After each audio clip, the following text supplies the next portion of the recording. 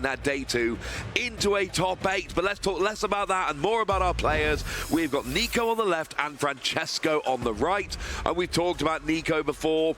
World's top 128, Malmo Regional top 32, Bremen Regional top 32, Barcelona top 16. And let's not, gloss over the fact that's just in the past couple years. Yes, and as Nico himself being a former international champion as well, so absolutely no slouch. Like I said, just the most recent accomplishments, but by far not his highest accomplishments. But going over to Francesco's side, much like Ko in the last round, new to the stream. New to the stream, no accomplishments to be shown there. But here's the thing, right?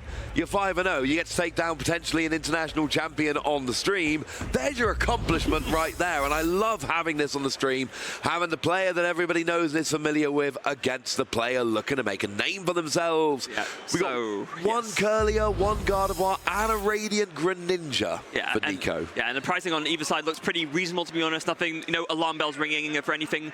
But we are off now in round 6. It looks like Nico will be going first and has a Battle VIP pass to start things off. Always a good start. The Radiant Greninja is going to be a potential problem. That is good draw in the early game.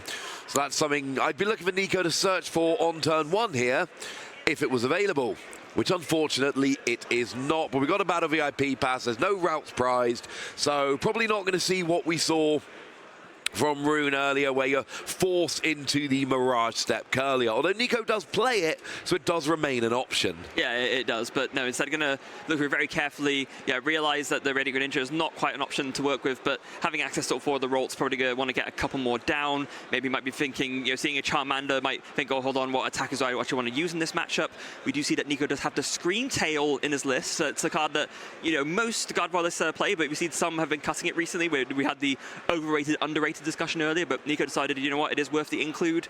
But other than that, just want to be getting down as many Rolts as possible. And we did hear from Raul earlier back in round 3 that he chose not to play it. But yeah, speaking of it, double Battle VIP pass all the way across the sky. That is a good start. We've already got 2 routes off the first Battle VIP pass. But here's the thing, like a lot of the time here, this would convert into 4 routes and a Radiant Greninja. And then you can, and the Radiant Greninja, it's not just about drawing cards, it's also getting energy in the discard, which Gardevoir really wants to do. So I'm sorry, I want that out. I don't want that in the prizes, but such is Radiant Pokemon. Oh, actually not going for a 4th route there, going for a Mew and a Cresselia, because there is a level ball as well for that 4th route. And basically Nico has been able to pick his perfect bench turn 1. Yeah, the absolutely perfect start here. And of course that Mew, an excellent pivot card in general for Gardevoir, but especially good turn 1. You can just get it into the active, and of course with that Mysterious Tail ability, you can look at the top 6 cards of your deck, and if you find an item there, you can put it straight into your hand. A brilliant setup Pokemon. And we do see the routes retreating into the Mew to use that Mysterious Tail, as you've just told us, Freya. Top 6 cards of your deck, only an item card, which remember nowadays with the fairly recent change does not include a Pokemon tool. No, it doesn't. And looks like we couldn't quite see what he got there, but looks like there's a bit of a decision to be made. Of course, not going to want to find another Battle VIP pass, so definitely doesn't need any more of those, but does find an Ultra Ball, so that'll be very handy for next turn. Yeah, Ultra Ball will get a Curlier next turn. There's even an outside chance of a rare Candy Ultra Ball for, get the Gardevoir rolling nice and quickly on turn 2. We've seen that from Gardevoir players before, but certainly Curlier turn 2 is going to be the main goal we're looking for here for Nico. Yeah, and getting the Cresselia down is also nice because that works well as a very early attacker. Just, pick off a weaker basic on Francesco's side, as we see. Oh, is there some kind of debate going on already? Looks like there was an issue in terms of some... I saw a shuffle motion from the judge, but it looks like we're off and rolling here. We've got a Battle VIP pass from Francesco. Don't know if we got the double Battle VIP pass, but starting with 1 is quite nice. You've already got a Charmander. You've given away to your opponent what you're playing. There will be no surprises.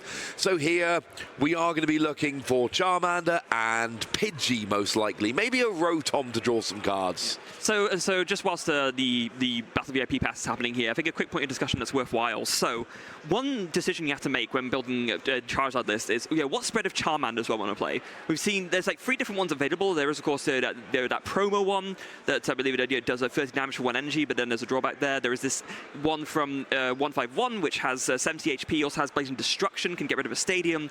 And then we have getting mixed up, of course, the Obsidian Flames one. That's the one that does 30 for 1, but then you do damage to yourself as well. But it looks like here, no promo one in this, but opting for a split of the Obsidian Flames and a 151 one here, 2 of each. Yeah, of course, 60 HP becomes very vulnerable to Sableye in Lost Zone decks. It's something you always need to be very careful of, but it's got a better attack. Here we actually do see from Francesco, as suspected, a Pidgey and a Rotom. Hopefully there's a way to get another Charmander, and there's at least one ball card in hand. As we see an Arven coming down, so that is going to be able to get a Battle VIP pass to get 2 more basics, and it is, in fact, double Battle VIP pass on turn 1. Yeah, Arven, an absolutely phenomenal card. Really one like the backbone of the initial setup in the Charizard deck, but of course allowing you to grab an item and a tool card. You can grab the Battle VIP pass, as you mentioned, set up more basics. You can grab a Forest Seal Stone to attach to the Rotom that so many of these decks play, and then that way you can get another card as well. But it looks like in this instance, Francesco opting for the Battle VIP pass and a Defiance band for later.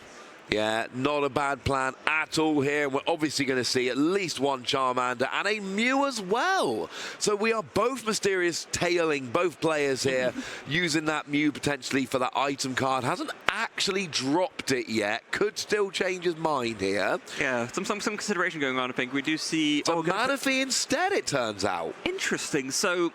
Of course, the only bench damaging thing that Nico plays is that Screamtail, but Screamtail can be a very, very scary threat to deal with. So with Francesco thinking, you know what, I just don't want to deal with that. Let's get this Manaphy down now. Yeah, it's not a terrible plan at all. You're giving away a tiny bit of consistency with a chance to use the Mew to give you that protection against Screamtail. And all it's going to take is a rare candy Gardevoir Screamtail next. Well, actually, there's no bench space for Screamtail right now. Also, wait, hold on a second. I just realized, was the Forest Seal Stone prize? Because you'd think otherwise they would have gone for it off of the Arven. Like, they definitely are playing one. There is one in the deck. I don't have a look at the prizes right this second, I'm afraid. But... it is not prized. We are being told that the Forest Seal Stone is not prized. Shout out to the... oh, it is prized. I'm told it is prized.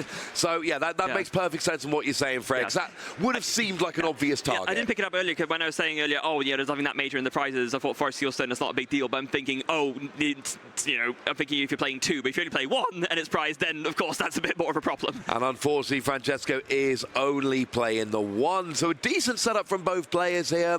And like I say, going for the Manaphy when Screamtail isn't an option at the moment. It's potentially a turn early, but it gives you that peace of mind. There's no bench space for it, but it could still come out later. Now, interestingly, going for a Mirage Step Curlier here. Of course, there will be no Mirage Stepping. We've gone for all the routes, and there's no space on the bench for any Curlier anyway. Yeah, I think Nico is just grabbing this as a card that says, I evolve from Ralts and can get you into Gardevoir. Like, just thinking, don't really want to...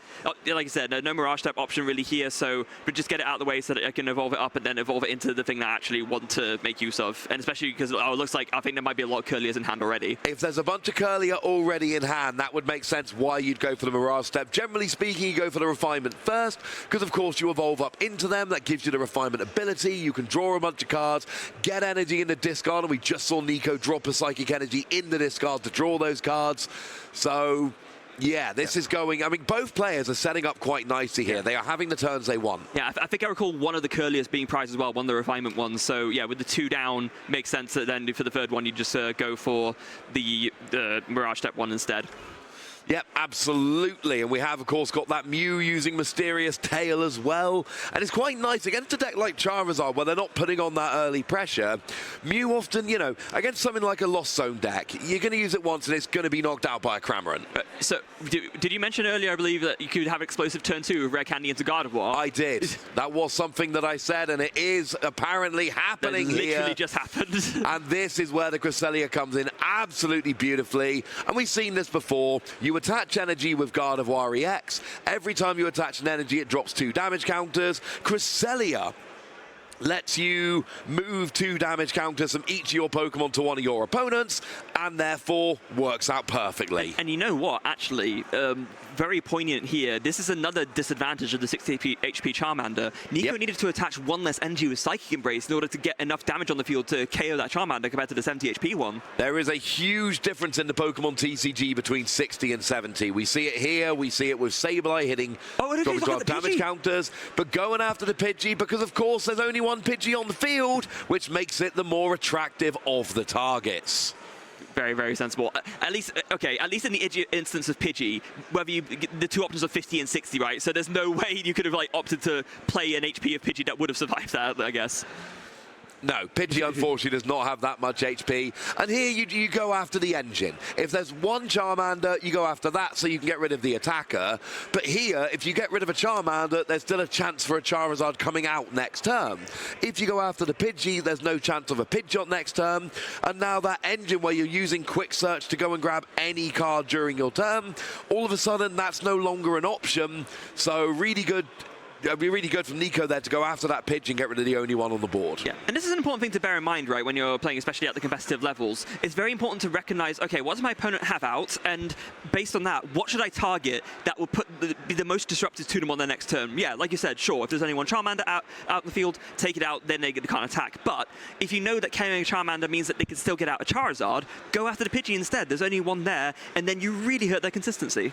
And now we do see a rare candy coming down from the Arv, and a lot of the time in decks like this, you go for the Pidgeot first, because essentially you go for the Pidgeot, and then that lets you search for a card, which will hopefully then get you your Charizard. You get the engine, which gets you the attacker.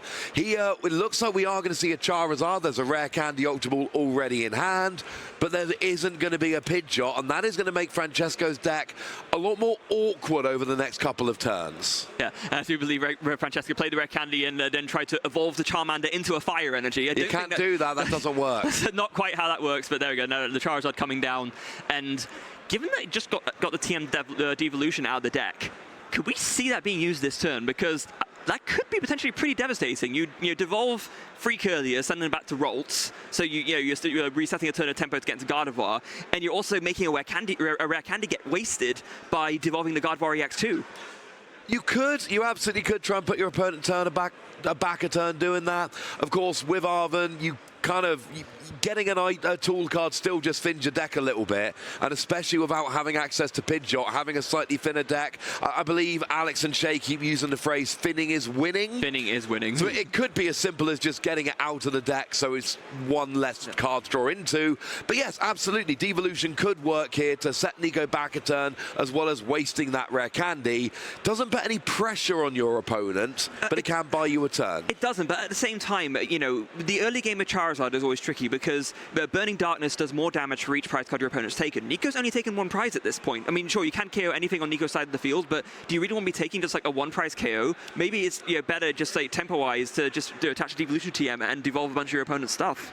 There are certainly a couple of options, but it does look like it is just the attack here, as I suspected. Charizard gets a KO and just kind of evens up the prize trade. TM Devolution is very good, but I think a lot of the time you're trying to catch people with a couple of rare candy or, trying to get them to nothing, whereas Nico would have just re-evolved all of the Curlier, drawn a bunch of cards, and maybe hit another rare candy. And if Nico could have hit a rare candy, that would have essentially wasted Francesco's attack. Yeah, that does make sense. Either way, not the choice that Francesco made, so over to Nico's side, we do see that Shining Arcana Gardevoir coming down, Shining Arcana being fired off, but no energies found, it looks like, or unless there's a debate about an attachment.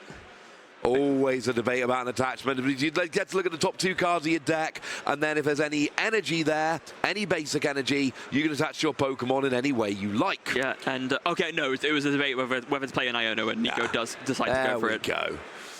So this is going to put both players to a new 5-card hand. Not the optimal time to play Iono, but the thing that Iono has over a card like, say, Roxanne, it will give you a hand refresh. Now, it will also give your opponent a hand refresh, but sometimes you just need to see more cards. Or, for instance, your opponent's got TM Devolution in hand. Now you know it's at the bottom of the deck and much harder to get hold of.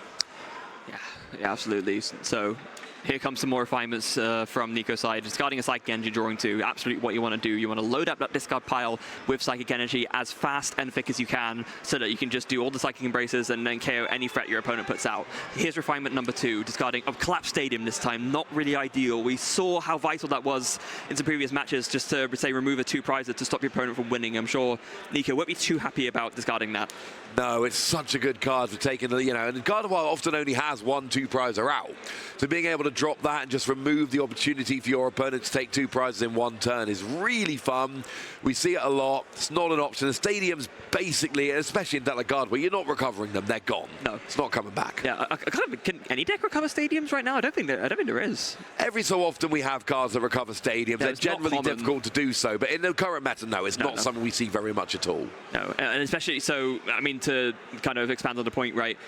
Charizard is one of those decks that can one-hit knockout a Gardevoir EX very easily. It is weak to Dark, so even at base damage level of 180, that doubles to 360, which knocks out a Gardevoir EX. Yeah, it is. It's quite nice. Of course, Charizard is a Terra EX, which means although it is a fire Pokemon generally, it is actually a darkness Pokemon in the card game. It's got that Terra darkness typing.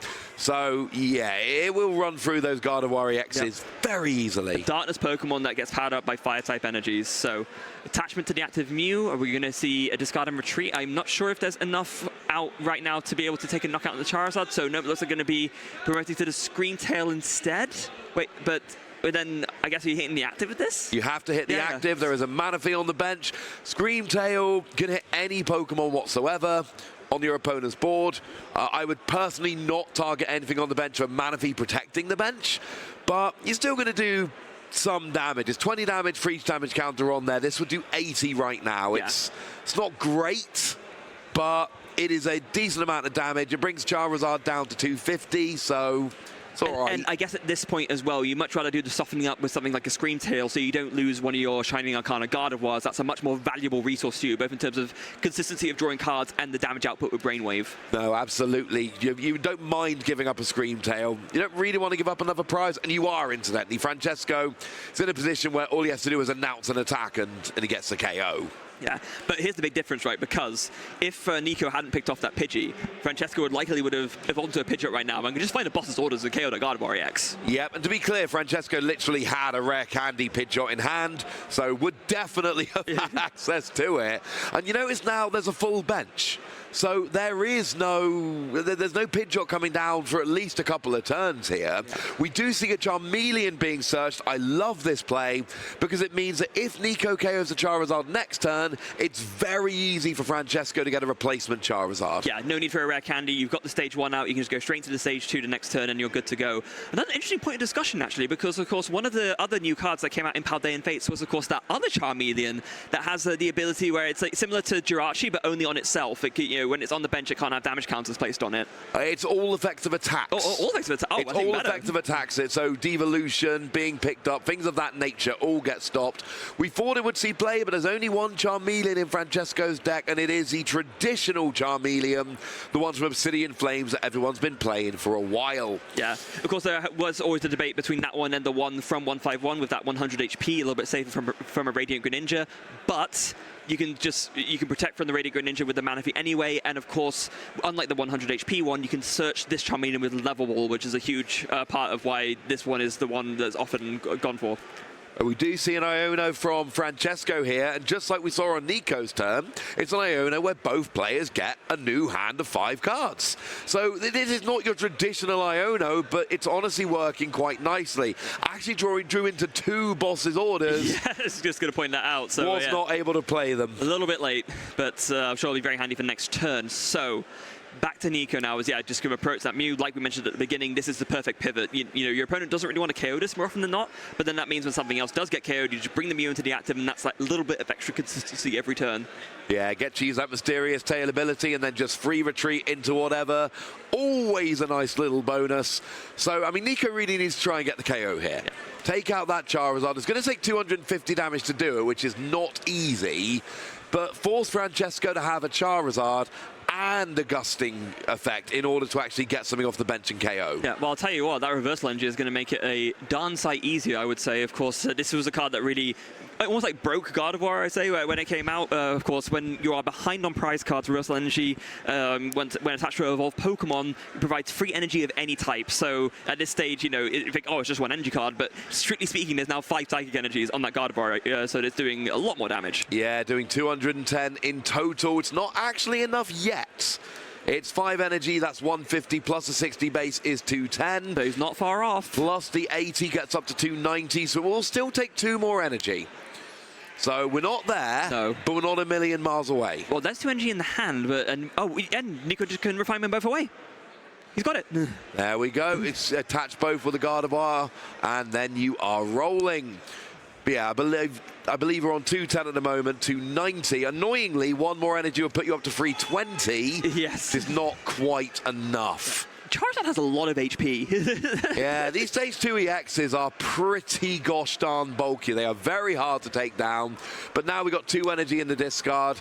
And actually could hit an energy here. Looks like did actually. Oh, I could be wrong. I only got a very quick glimpse. Yeah, no, you're right. But going on the Mew instead. Well, I mean, you still need an energy on Mew to retreat, right? So it still like, makes sense as a thing to do. So going to fire off that Mysterious Tail now. Going to be interesting to see what he finds off of it. There's a little bit off camera. We can't quite see what he's going to go for. Oh, okay, just about the VIP pass. That is not ideal, especially given the fact that it literally cannot be played right now. It does make good discard fodder for refinement, though. Yeah, I'll give you that. Yeah. Okay. So it looks like all we need is just using Gardevoir to attach 2 energy to your Gardevoir, and then that should give enough damage to actually KO the Charizard, if my maths is correct, which I think it is. I think it is as well. And it looks like, yeah, Nico already had... Okay, so Nico's agreeing and putting 2 energy on the Gardevoir, and that should put the Charizard up to 340. Which will work very nicely indeed. Yeah, so we can follow along and do the maths at home. 7 times 30 is 210. Add the 60 from the base damage of Brainwave, that will be 270. And that plus the damage already on the Charizard EX will take the knockout. Puts up to 350. 350, yes. But only got 330. We are good. So this is the worst case scenario, having that Charizard KO'd. If you've got a return Charizard, that'll get you their energy. Oh, it's actually in hand right now. Oh, okay. So that's easy enough. Charizard goes down, uses the ability, gets the energy for the return KO. And here's the thing, like on the one hand, you kind of do want to use, you know, boss's orders if it's still in hand to KO the bench Gardevoir. The EX get 2 prizes. On the other hand, there is a lot of energy on that Gardevoir in the active, and I kind of don't want to leave that unchecked. And it's double tricky as well, because not only is there a lot of energy on the Gardevoir, but of course one is a reversal energy. If you take the KO on this Gardevoir EX, you're like ahead on prizes again, and that reversal energy turns right back on. Yeah, it's probably one of those. Well, I would be tempted to just go after the active here and get the EX later, of course. If you go after the EX, then it's hard to accelerate the energy. But then all Nico needs to do is just draw into an EX, evolve one of the Curlier on the bench, and you are good to go. So it does look like we do see the KO on the active, which I think is probably the better play. Yeah, I think at least this way you force Nico to find his way into another attacker. That's the thing. Whereas, you know, if you go for the Gardevoir EX, then it's not that tricky to get enough energy on to just take a return KO, even without the Gardevoir EX in play. And it is still, and I know Gardevoir can get up to big numbers, right? It is still hard to KO a fresh Charizard EX. That is not an easy thing to do. No, it's not. So, yeah, let's see how Nico responds here. Again, that Mew going into the active. And, oh, okay, looks like it's going to be an Ultra Ball, so that will get the other Gardevoir. So that's going to help. Get a Gardevoir out. It's going to give you an attacker, which is always nice. But then, you know, you need a lot of energy on it to KO a fresh Charizard. And then what are you going to do? Accelerate it all with your, you know, your EX and leave your regular Gardevoir right on the verge of being KO'd? Are you going to use reversal energy? Can you find a reversal energy? There's only 2 in the deck, and we just saw one hit the discard. Oh, it's going to be actually the Zacian V grabbed from Nico here. I mean, Zacian V actually has the exact same attack as Brainwave Gardevoir, like literally the same attack. Which it's just called Storm Slash instead. Storm Slash, 60 plus 30 more free Psych energy attached to this Pokemon. So, I believe it's 9 energy you need here. 9 energy is 270, plus a 60 base is 330, which is exactly the number you need to KO a fresh Charizard EX. So we're looking for 9 energy to KO the Charizard. It's a lot. It is. And then I was going to say, who said that Pokemon didn't help anything at school, right? You do maths we're doing maths all day long here, folks. I taught maths for several years. I should be able to do this stuff very quickly. Did you ever use Pokemon cards as an example to help? Literally constantly. Fantastic stuff. Going back to the game quickly, yeah, we see that there was a counter catcher discarded. I mean, they're even on prizes right now, so of course it makes sense, but that means that won't be an option later potentially. From Nico discarding it? Yeah, just from I think it was from a refinement. Yeah, it was from a refinement. I mean, Nico's thinking I'm never going behind on prizes again. Yeah, exactly. Like, your goal here is you KO the Charizard, go down to 1 prize, and it is literally impossible to be behind on prizes for the rest of the game. That is what you're aiming to do here. Now, are there 9 energy in the discard? The answer is I honestly don't know, but that's what you're looking for here. We do get an extra routes out to help in the future. If there are 9 energy in the discard, you can actually put them all on Zacian V. You'll have 40 HP remaining, but you don't really care at that point because then you're down to 1 prize to win the game. Yeah, and then it means that you can't, it means Francesco can't do a sneaky play of, like, say, taking a KO on the Zacian with a 1 prizer because Nico only needs 1 prize, so you're not preventing any, sort of routes to victory that way. Yeah, you're not getting rid of the shenanigans. So 1, 2, 3, 4, 5, 6, 7, 8, 9. That is the magic number that you need. And it is going to put, 160 damage on because you only actually put 8 on using the ability. Nobody really cares. This KOs a fresh Charizard and puts Nico in the driver's seat. And look, I said it was possible for the Gardevoir deck to KO a fresh Charizard. I also said that it was very awkward, and I think it's fair to say that that was an awkward play to get going, but the difference is the Gardevoir decks can do this, and that is going to be huge. And actually combining it with an Iono, putting Francesco down to 3 cards in hand as well. Yeah. I was going to say, the only way I could maybe see a comeback here from Francesco is if he happens to be one of those people playing a sneaky tech, a lightning energy plus iron hands in order to just take a free prize KO. But this is not that kind of list. It is pretty much as straightforward as it gets. So, yeah, Francesco's going to be in a little bit of a pickle here. This is going to be awkward. Like, you have to KO the Zacian. If you do not KO the Zacian, Nico wins next turn because that Zacian KOs anything. But if you KO the Zacian, then basically whatever you've left in the active, Nico can then try and KO with whatever is that. I mean, really, you need a fresh Charizard again. Yeah. I think the one thing going in Francesco's favor is that if you do KO the Zacian, you can't do enough Psychic Embraces to a Gardevoir, Shiny Arcana very easily to take the KO back on a Charizard EX. No, you would need a Zacian to do that. One of the things about Zacian is it might have the same attack as Gardevoir, but it has 80 more HP, which basically means 4 more energy you can put on using Gardevoir EX's ability, which is how you get up to these big numbers. It's why the Zacian sees so much play, because you can get it up to those big, you just KO'd a fresh Charizard, and actually you could have put more energy on there if you really wanted to. Yeah. So, Arven now for Francesco. This is going to be a very, very crucial decision here as he has to try and find a way back with his back against the wall. So looks like the fight's going to be a super rod. Maybe there's not enough Charizards left. We did see a Charizard in the deck, didn't we? I thought so. Maybe. No, am I mistaken? And going for the Devo TM now, okay, but it might just be for fitting again. This could still just be fitting to try and draw into what you need. I mean, it's really simple here. Francesco needs Rare Candy, Charizard, cross your fingers. Right. Oh, and the Super Rod was because there's no energy left in deck to attach, so of course you need that. Of course, the Charizard EX's ability only attaches energy from the deck. You can't attach it from anywhere else, so if it's all in discard, you've got to put it back before you can make use of that Infernal Wings. Yeah, Infernal Rain. Yeah, that's the goal here. You Rare Candy into Charizard, and then you're like, oh, I can use Infernal Rain. I can get the energy from the deck onto my own Charizard. There's literally all Francesco needs here is Rare Candy Charizard. That will do it, but there was a really awkward situation because Francesco was clearly eyeing up the Rare Candy. Like, we saw it come to the front of the deck. But then there's no point Rare Candying into a Charizard if you have no energy. So you go for the Super Rod, which you needed to get. But now does Francesco have access to a Rare Candy? I'm not seeing it. No, I think, is it going to have to be Counter Catcher, hope that Nico can't retreat? Yeah, I think so. That is basically, and this does sometimes work against Gardevoir. The theory is your opponent's attached all their energy so they can't use the ability enough to retreat. You draw with Rotom. Does Nico have a way out of the active? If he does, this will be game. Whether that's using your ability, whether that's using some kind of switching card. Gardevoir EX's retreat cost is 2. I don't see it.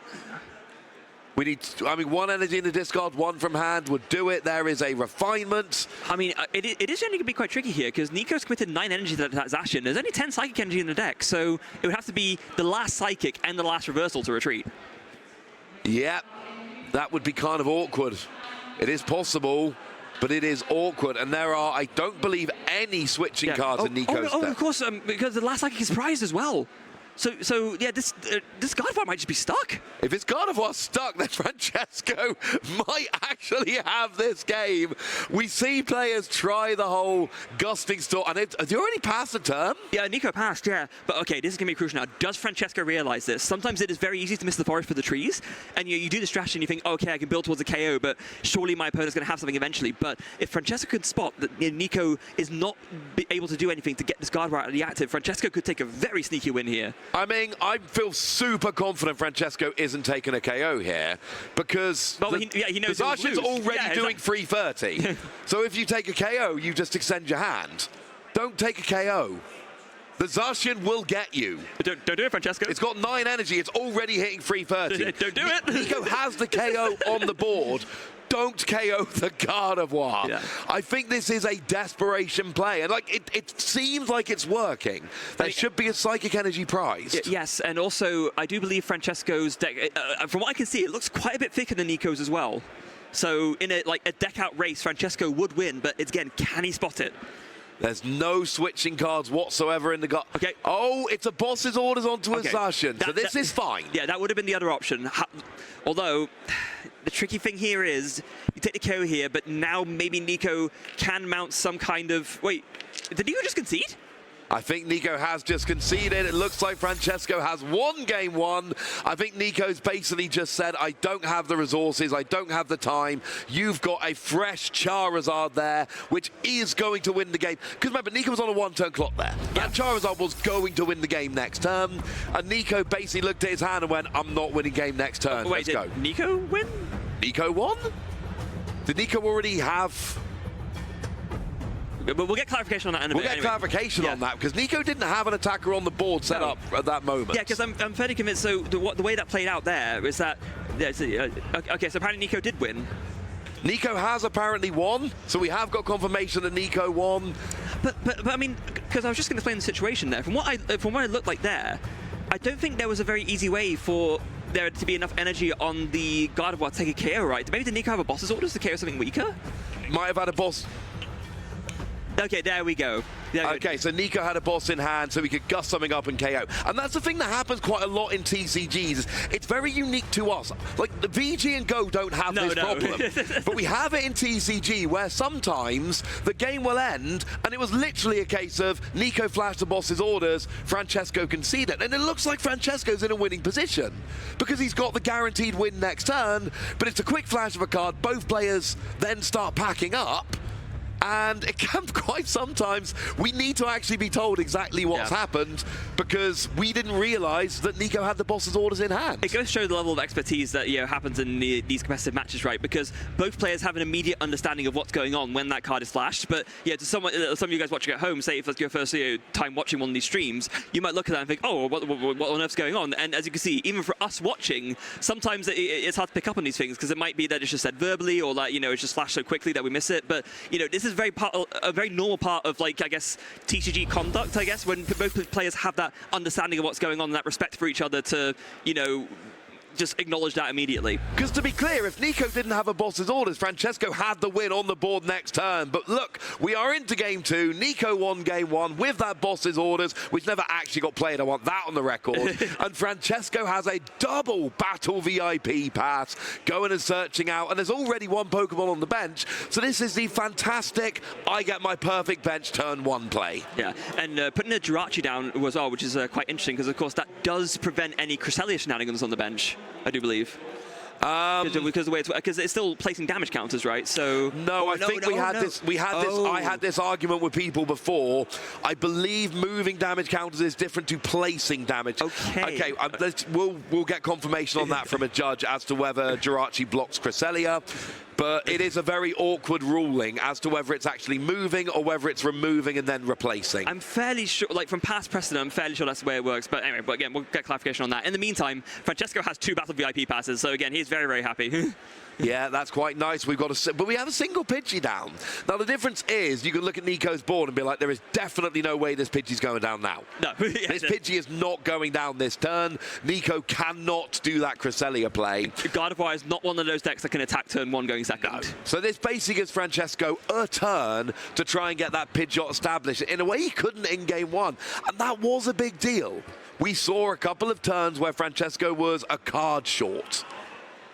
And okay, just a little bit of a sort of fix that from the judge. That's a nice hit from the Mysterious Tail. Getting the rare candy. It's not going to be any good this turn, but next turn you can rare candy into a Charizard or into a Pidgeot if you can get the Pokemon ready. And this is the great thing about Mew, right? With that Mysterious Tail ability, even if you can't use the item straight away, you can build up your hand with his resources, and then, you know, next turn you are just off to the races. No, you really are. I've got to go back to the end of game 1, though, just for a minute. And, of course, if Nico really didn't have any way out the active, which it looked like he might not have, that means Francesco could have just stayed in the active and won game 1. Not attack and just win the game. Yeah, it's something we didn't get to because the end of the game was so kind of fast and furious, but it looked like Francesco actually might have been able to deck out Nico, and that might be something we look back on at the end of the game and go, this could have been very, very different. But that's the thing, right? When you're in the heat of the moment, sometimes it can be very hard to recognize this because it's such a marginal thing, right? It's almost like you need the confidence in like yourself and your knowledge of your opponent's deck to say, okay, if I did go for this, will this actually pay off for me? And Francesco opting for the KO there instead, but Nico having the boss, so it didn't matter. But yeah, maybe something like Francesco or all of us might look back on and wonder what could have been. Yeah, there's a moot point now, but it is an interesting thing to think back on if this game goes how it looks like it's going to go. So Nico is on his first turn here. He's got the Battle VIP pass. He's got Radiant Greninja in the active. So going to be searching out. Looks like he's eyeing up that Zacian. Interesting. I mean, of course, with that Roar of the Sword ability, you can just get some energies down very early on. That's one other nice thing about it. But I guess maybe he's just checking to see if it was prize. No, so. he's going for the... And I was going to say, double routes is the play here. Like 99 times out of 100, especially if you've got Radiant Greninja in the active, you want to go for the double routes. We do actually have a level ball here, which is going to go and get a Mew. So that's going to give some more. And that Mysterious Tail Mew in this particular matchup, really putting in a lot of work. Yeah, kind of been an MVP for like, both players, really. Yeah, just getting all the items that you need to set up. And, of course, on turn 1, it's even better because if you can find a Battle VIP pass off of it, you are really, really happy. Yeah, I mean, that would give Nico his perfect bench in the same way Francesco has his perfect bench. But here comes the rare INO both players down to 6. Goes back to what I was saying earlier. It is a valid hand refresh. Now, it is for your opponent as well. And obviously, sometimes you know your opponent's got a good hand, so hand refresh is good. And of course, Nico knows that Francesco got a rare candy off the Mysterious Tail. Yeah. So yes, it is an even hand refresh, but it's not actually even. Yeah, and it's a very different dynamic to a card like N, right, which of course was like the previous really big hand disruption card, because with N, the cards got shuffled into the deck and then you redrew, so maybe you could redraw something. But no, with this, any card that you shuffle away with Iono, it's going to the bottom. You know that your opponent isn't drawing it again. And we do see another Battle VIP pass here, so Nico has got his perfect start. 4 outs, a Radiant Greninja, and a Mew in this matchup. That is exactly what you want your bench to look like early. Yeah. There is an argument for an early Cresselia as an attacker, but right now this is going to help Nico get set up beautifully. Well, I imagine, again, we've not got the clarification yet, but like with that Jirachi, right, the Cresselia is kind of a little bit moot at this point. Or an early Scream Tail if you prefer. Yeah. My point is, like, the little early attackers, you're not going for them. This is a very much I am getting set up. And he's going to be very, very happy with that setup indeed. And actually finding a rare candy as well. That's even better because, of course, they hadn't even fired off the Mysterious Tail yet. So did that after Diona and found a rare candy all ready to go for next turn. Very nice indeed. Apparently, on this game, Mysterious Tail gets rare candy. We've had 2 Mysterious Tails, 2 rare candy. I'm sorry. That seems to just be the rule. Back over to Francesco here. And what we've got is a board which is ready to start evolving. We did not see the Pidgeot last game. Now here we see a Mysterious Tail. It's going to be harder to find a rare candy. We don't get a rare candy. We do hit an Ultra Ball. And actually, could have got a Forest Seal Stone there had we not changed the definition of tools to no longer be items. Now, there isn't actually a Pokemon V down, but that could have been a good target for something like a Rotom, for instance, but no longer. It's a slightly confusing thing, right? Because if you look at the Forest Seal Stone, Luminium. Oh, yeah. But yeah, it's a slightly confusing thing because you look at the Forest Seal Stone and it's like, it literally says item on it. But of course, that was Silver Tempest. That was one of the last sets before we changed to Scarlet and Violet and where this new tool ruling was made. So, brief aside, by the way, I did actually just look up the official ruling, and the way it works is the damage would be removed from Cresselia and all the stuff on your side, but then when you try to put it on a bench Pokemon, it would disappear. Yeah, so essentially it works as healing, but it doesn't work to drop the damage counters. Thank you for checking that one. Yep. We got an Arven off the Luminion, and shockingly enough, it went and got a rare candy. There is an Ultra Ball in hand. We are going to see a Stage 2 this turn, Freya. Not just one, honestly. I mean, if you got the Pidgey down, you got the Charmander down, I'm fairly sure we're seeing double Stage 2 action going on.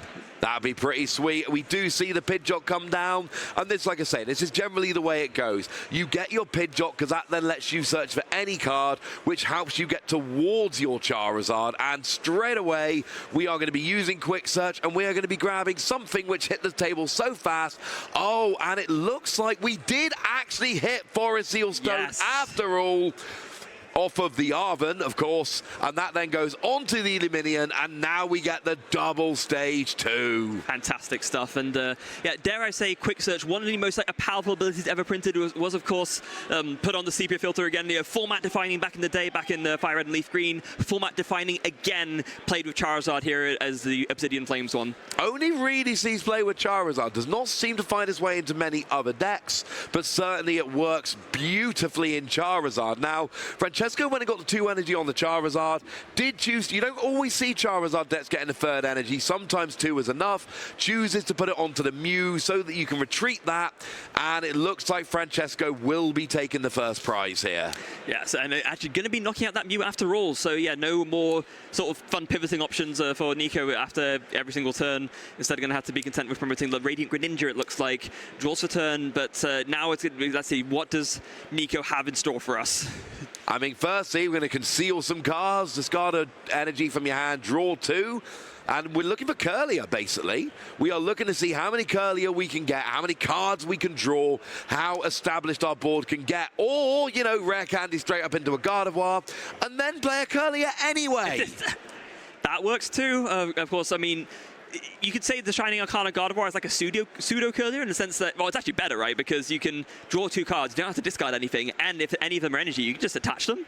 Indeed, but you do then miss the opportunity to discard energy from your hand to accelerate with Gardevoir EX, so very much swings and roundabouts. But yes, in a lot of ways it is better, and of course it gives that really nice single prize attacker that we've seen. I think it's the 4th time we've seen Gardevoir on stream today. Yeah, players watching at home are getting a masterclass because we've got good Gardevoir players on stream, and we're basically like, if you want to learn how to play Gardevoir, I really hope you're watching this stream today because you are getting some good Gardevoir instruction. Absolutely, and there's still plenty of tournaments to come with this version of Gardevoir as well. Of course, we did mention briefly there is that rotation coming up soon, but there's still plenty of other events and tournaments to go with this version of Gardevoir, so this is still very, very useful information. We got Utrecht and EUIC in Europe alone before we hit the EUIC we hit the rotation. We got Utrecht at least. Yes.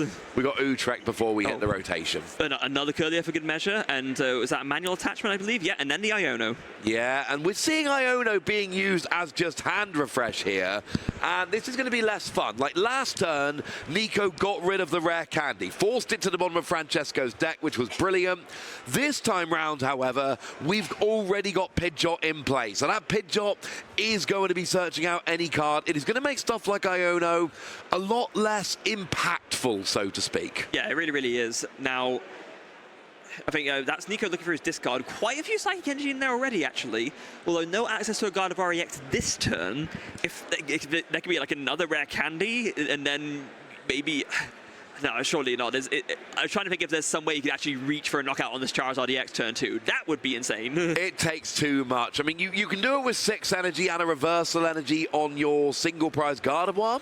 Gives it a 9, like we say. 9 is a magic number. Whether it's Zacian or whether it's Gardevoir, 9 is a magic number. But that's the thing about getting this early aggression with Charizard. It is doable, but it is awkward. It is hard to get the KO rolling. This Charizard's probably going to take another prize or two, at least, before it's threatened. Yeah. Actually, I was just going to say, to be fair, it would have been, I think, because Nico attached that Psychic manually, right? So it would have maybe been possible if you could incorporate a reversal energy somehow, but with that manual attachment, that's out of the question. No, you would need a reversal energy and then 6 energy from the Gardevoir EX, which isn't even on the board right now. That Charizard is taking another prize or two. Yeah. Again, 330 HP. That's fearsome. Yeah, it's pretty sweet. And actually, his turn for Nico. He's still got the Radiant Greninja out. He's managed to get all 3 Refinement Curlier down and a Gardevoir. So you're not even, like, you've got a Gardevoir down without even missing out on any draws from your Refinement Curlier. This is like the maximum amount of draw that Nico could have on the board right now. This is 10 extra cards per turn being seen. Yeah, and honestly, thinking about it, this is like a better board to end on, because you now got all this draw on the board, but there's no way for Francesco to take a 2-prize knockout because you haven't put the Gardevoir EX down. You haven't, and this is nice, but there's like Gardevoir doesn't mind going behind on prizes. We see this a lot. No. But there is a limit. Like, at some point, you need to start joining the prize race, because this Charizard is going to take a second prize while Francesco starts walking towards a second Charizard, and it's hard to KO a fresh Charizard, but this I love. Yes. KOing Greninja, that's all right. KOing Gardevoir, oh my, yes. Yeah, that is by far the best KO this turn, so it means it forces Nico to find another Shining Arcana Gardevoir. It takes, some draw and attackers off the board. That is, absolutely the best target to go for this turn. That was beautifully done, Francesco here. That game 1 was so close, and so, were it not for the boss's orders, he had the game on the board. It was so quick and so close to being a win. Really needs to finish this off, but we need to start looking at the timer now, Freya, because we got 5 minutes left. Where did that game go? So I look at like 5 minutes left. I did not feel like 45 minutes. Oh, I've been keeping an eye on it, and it's because both of these decks are stage 2 setup decks, and they do a lot of things every turn. And it takes, it's the way the decks play. They take a long time to actually go through their games. Francesco needs to finish out this game. Frankly, it's pretty good he got an early Charizard. Yeah, and of course, unlike the game we casted earlier, the game 2 is actually going on for a length of time. There will be unlikely to be like a tie situation. If Nico can just, keep pace at a decent amount, get set up, and get rolling, he will probably win this game 1-0. He will. But Francesco can still win this. It's all on time. Francesco needs, realistically, because we know Nico is not going to leave a 2-prizer out there unless he absolutely has to. Francesco needs super quick turns. Take a KO every turn. Try and take 2. If you can get a 2-prize KO, that's fantastic.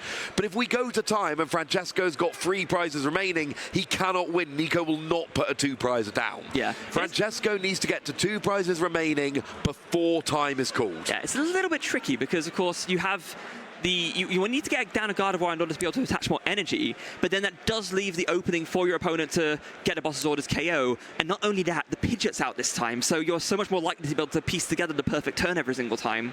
Yeah, and that's the thing. That Pidgeot will get the boss's orders. It's not a difficult thing, and there's 3 in the deck, so it's not like Francesco's going to be running out in the next turn. So it is super awkward, and this is so hard for Nico. You really don't want to put because here's the thing, if Nico plays a single Gardevoir EX, Francesco can boss his orders, we know it's hitting for weakness, and then all of a sudden, oh, I got 2 prizes left. If time is called, I will get time to take those 2 prizes. But if you don't play the Gardevoir EX, how are you setting up your deck? Yeah, exactly. It's a tough conundrum, but it looks like Nico is deciding, now I'm going to go for it. Does have both Gardevoirs, to be fair, so that actually is really good. And the reversal energy too. Oh boy, I think there's enough energy in the discard for a KO now. We need 6, and 6 is actually the maximum number. Oh, you can attach to a Gardevoir. Yeah, I think it's there. There's 6 energy. There's 3. There's 6. That is 330. We needed the reversal energy. We had the reversal energy. You cannot attach any more energy. You've used your attachment for the turn. You cannot use any more energy from the EX, but it doesn't matter. You needed reversal energy, but we pieced, I say we did nothing. Nico pieced it together beautifully, and right now that is the perfect KO.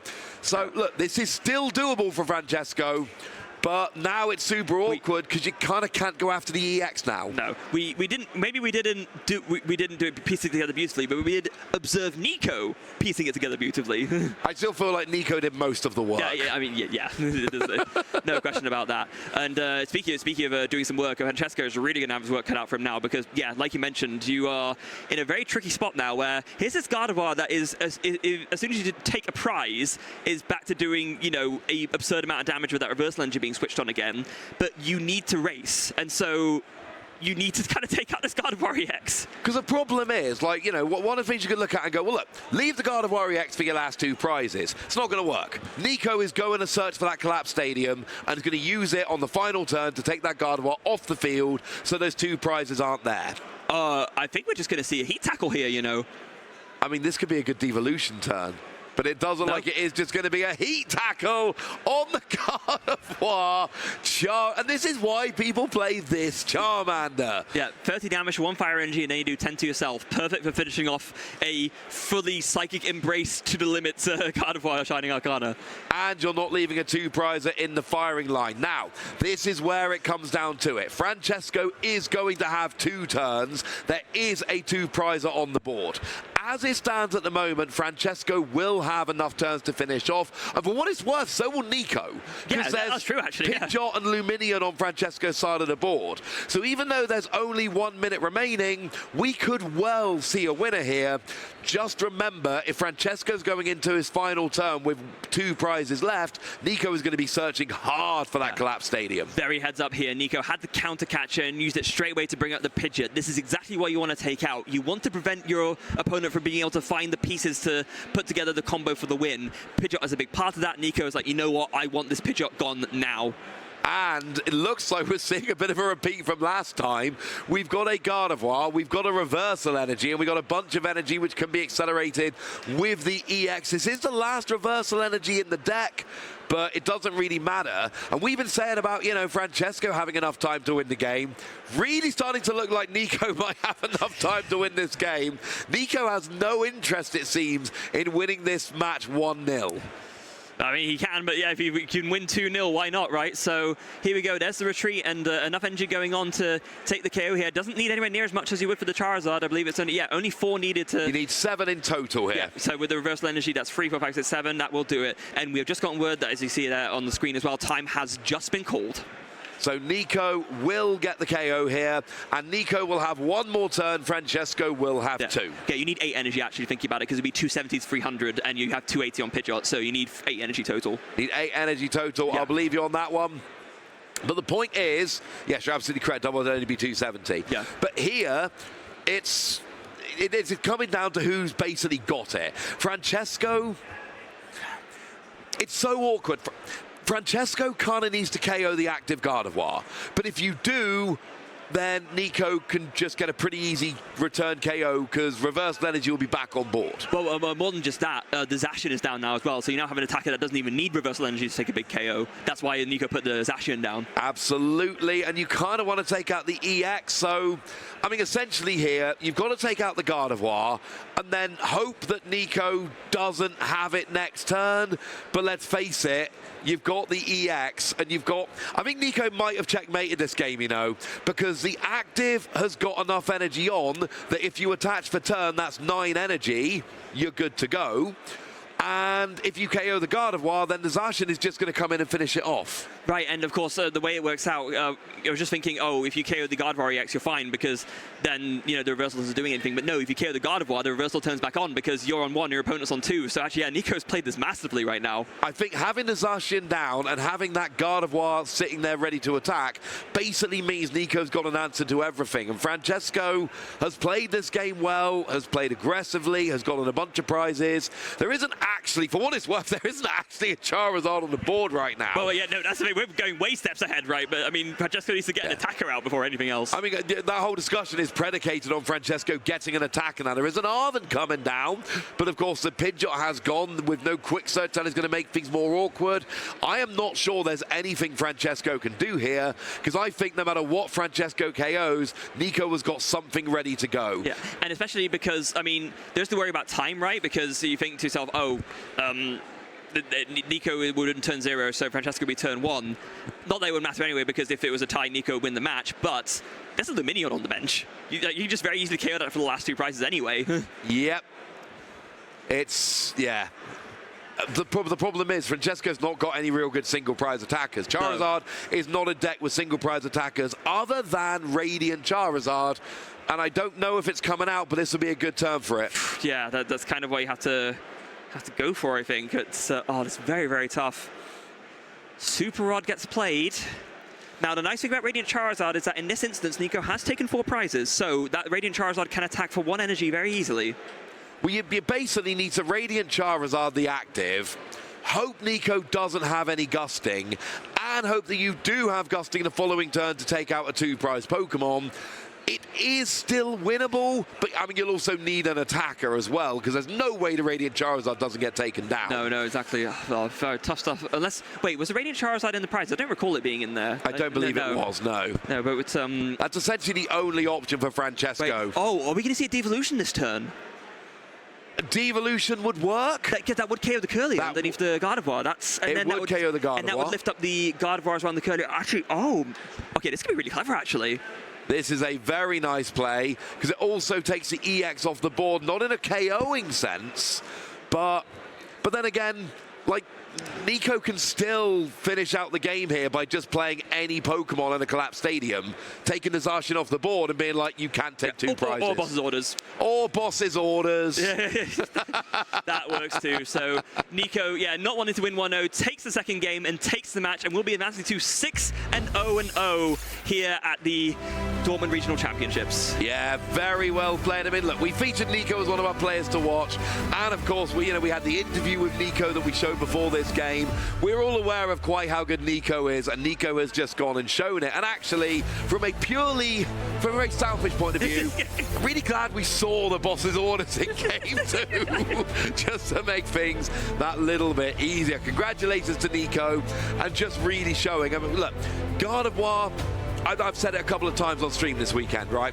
Going into Knoxville last weekend, Gardevoir was a Day 2 deck. It wasn't a regional winning deck. It wasn't winning regionals. It wasn't even making the finals, not for a long time. And now, after winning in Knoxville, the story of this tournament seems to be there are some very, very good players doing very, very well with Gardevoir. Yeah, there is. And Nico, of course, we just featured in the interview before this match, right? You can see he has that very insightful mindset and knowledge in the team behind him, and I guess you could say the work ethic to put the effort in before a tournament and to really know how to prepare best for these kind of events. And this is the kind of payoff that you can have if you put that time in. Nico's sitting here now at 6-0-0, and that is a very, very good position to be in, because it means that all you need is one